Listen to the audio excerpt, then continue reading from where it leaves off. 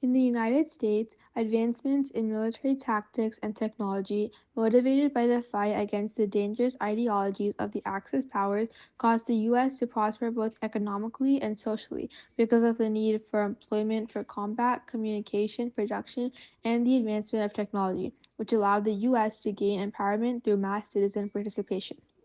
When the US fought against Japan, they brought out new military strategies and technologies to fight against the Japanese brutal tactics and colonization through the Pacific, benefiting the US economy and military capabilities because of high production demand. For example, Ford Motor Factory switched from making cars to B 24 bomber planes, tanks, and aircraft parts like engines, generators, and superchargers. This nationwide effort created a mass increase in the production of tanks, planes, and other war materials, which helped pull the US out of the Great Depression. It created millions of new jobs for many women and minorities entering the women. In fact, the demand for production increased wages in such a short period of time, the government needed to regulate prices because of inflation. The Emergency Price Control Act of 1924 created the Office of Price Administration. The National Labor Relations Board was also created in hopes of regulating wages and preventing wage inflation. Americans also helped by planting their own gardens in support of rationing efforts. Meanwhile, the government used posters, movies, and other media as propaganda to encourage patriotism, support the war effort, and demonize the Axis powers, contributing to a U.S. victory without being on the battlefield. After the fall of France in 1940, the U.S. realized that it needed to help Britain in order to stay out of the war and defend the ideology of democracy against fascism.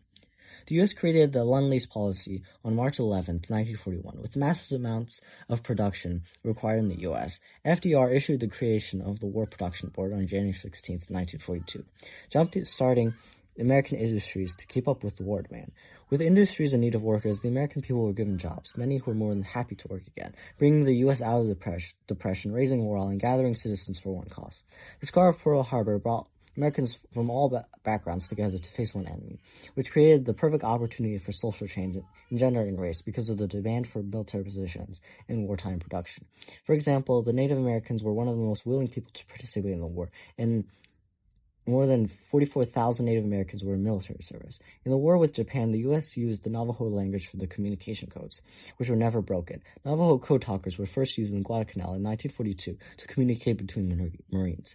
The participation of code talkers provided a secure line of communication, potentially saving countless Marines and allowing successful operations to be executed, which was vital for war tactics against Japan.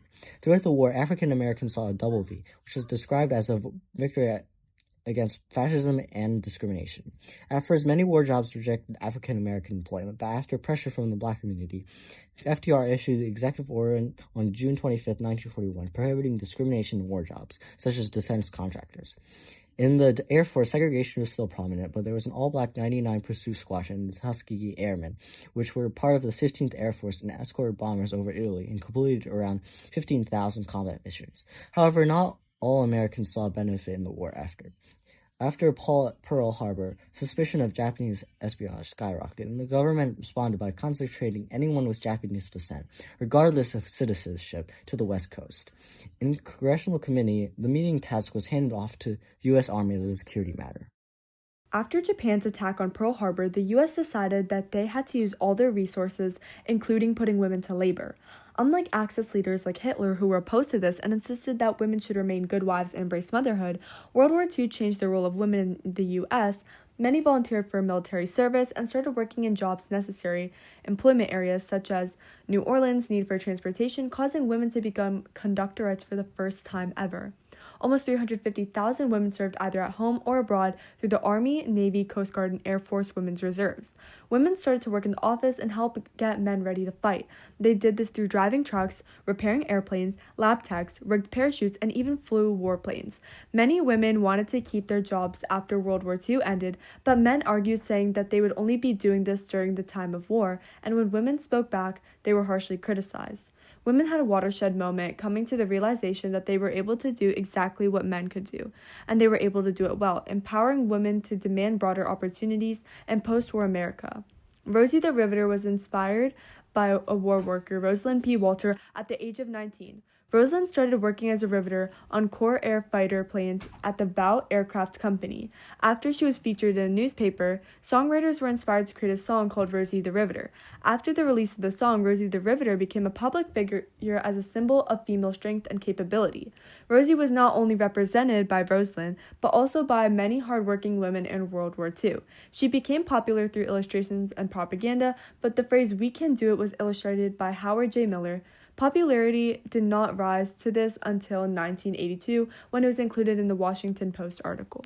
Although suspicion upon the Japanese caused the brutality of concentration camps, the war improved the U.S. economy, military, and brought people of different backgrounds together to fight fascism to protect democracy, while putting a step forward in fighting discrimination because of the sudden need for jobs in the military, supportive industry, and advancing technology. The desire to protect democracy and stop the spread of dangerous ideologies put the U.S. against Japan, with constant naval attacks and bombings, and eventually led to the dropping of the first atomic bombs.